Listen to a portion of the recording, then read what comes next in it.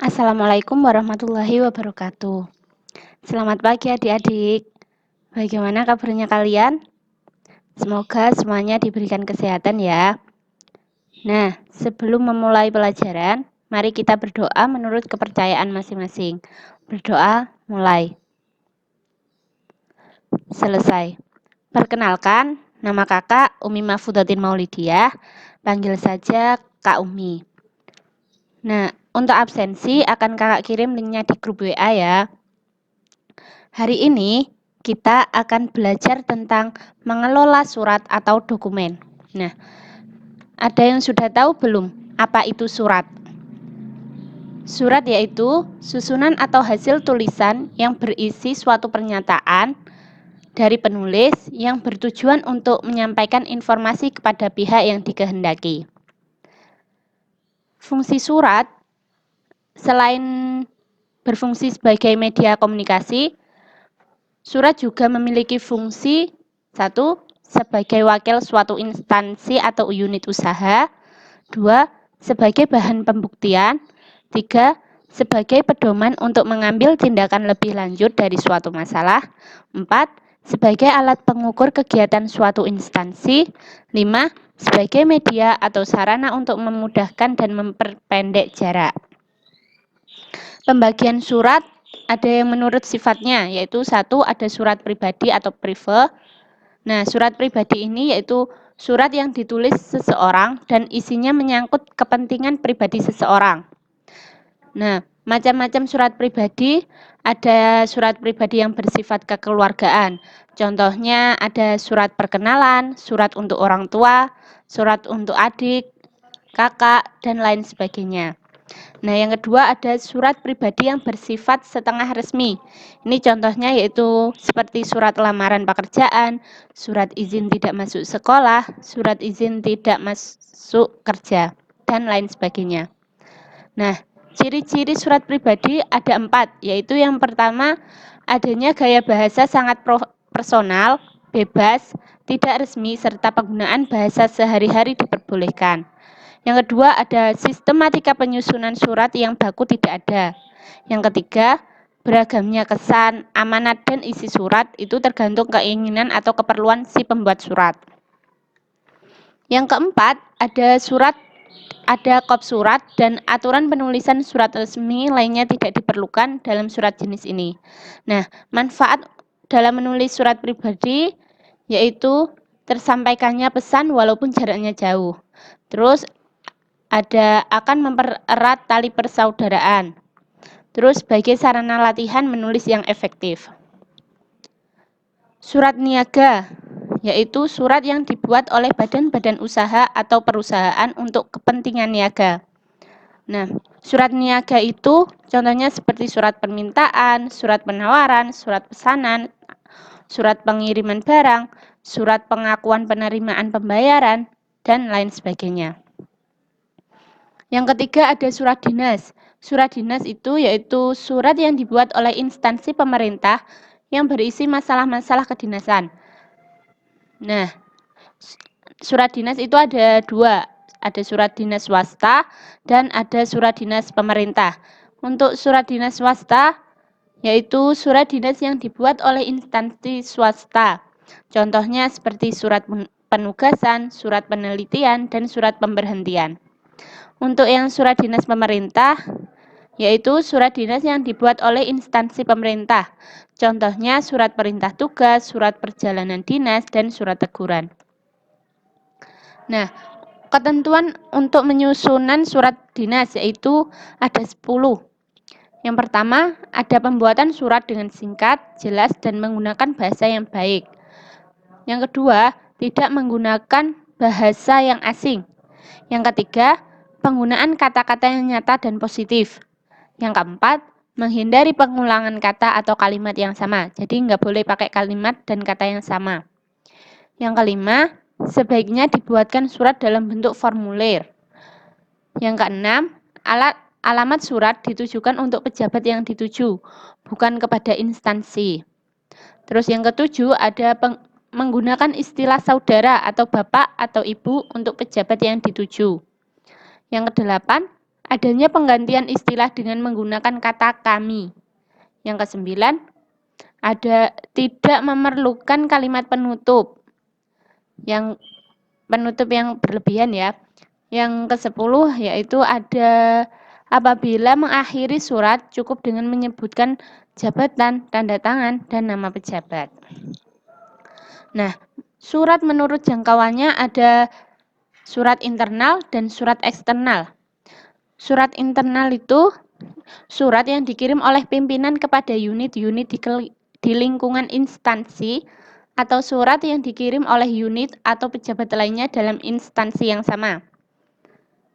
Untuk yang surat eksternal, surat ini biasanya dikirim oleh suatu instansi kepada instansi lain, baik surat dari pimpinan instansi maupun surat dari pejabat lainnya.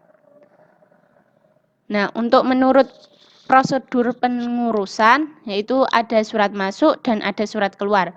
Untuk surat masuk yaitu surat yang diterima dari instansi-instansi lain. Untuk yang surat keluar yaitu surat yang dikirim kepada instansi-instansi lain. Surat menurut urgensi pengirimannya ada 3, yaitu ada surat sangat segera atau kilat, surat segera, dan surat biasa. Nah, surat sangat segera atau kilat yaitu suatu surat yang harus dikirim atau diselesaikan pada hari yang sama dengan batas waktu selama 24 jam. Melebihi 24 jam berarti sudah tidak termasuk surat sangat segera kilat. Untuk yang kedua ada surat segera, yaitu surat yang harus dikirim atau diselesaikan atau disampaikan paling lambat dalam waktu selama 2 kali 24 jam. Surat biasa yaitu surat yang pengirimannya menurut asas FIFO. Nah, untuk selanjutnya ada surat menurut keamanan isinya. Yang pertama surat sangat rahasia, yaitu surat yang tingkat keamanannya tinggi yang berkaitan dengan keselamatan negara. Yang kedua ada surat rahasia. Nah, surat rahasia ini isinya harus dirahasiakan oleh pihak-pihak yang bersangkutan. Yang ketiga ada surat terbatas atau konfidensial. Biasanya berkode K. Nah, surat ini isinya hanya dapat diketahui oleh beberapa pejabat tertentu berdasarkan dengan sifat kedinasannya. Selanjutnya ada surat biasa atau biasa disingkat B. Surat ini biasanya tingkat keamanan yang tidak termasuk dalam surat rahasia. Surat menurut jumlah penerimaannya ada 3, yaitu yang pertama ada surat biasa. Nah, surat jenis ini yang penerimaannya hanya 1 orang, baik seorang pejabat maupun organisasi perusahaan. Yang kedua ada surat edaran. Nah, jenis surat yang ditujukan kepada beberapa orang atau pejabat maupun instansi tertentu. Untuk yang ketiga ada surat pengumuman, yaitu jenis surat yang ditujukan kepada kelompok masyarakat. Untuk selanjutnya yaitu surat menurut tujuannya. Ini banyak banget, ada 10 ya. Yang pertama ada surat pemberitahuan. Nah, surat pemberitahuan ini berisi suatu informasi yang perlu diketahui oleh orang banyak. Yang kedua ada surat perintah. Surat ini berisi pernyataan kehendak seseorang kepada pihak lain untuk pelaksanaan tugas tertentu. Yang ketiga ada surat peringatan. Surat ini berisi teguran dari seseorang, misalnya dari seorang atasan kepada orang lain, misalnya kepada bawahannya.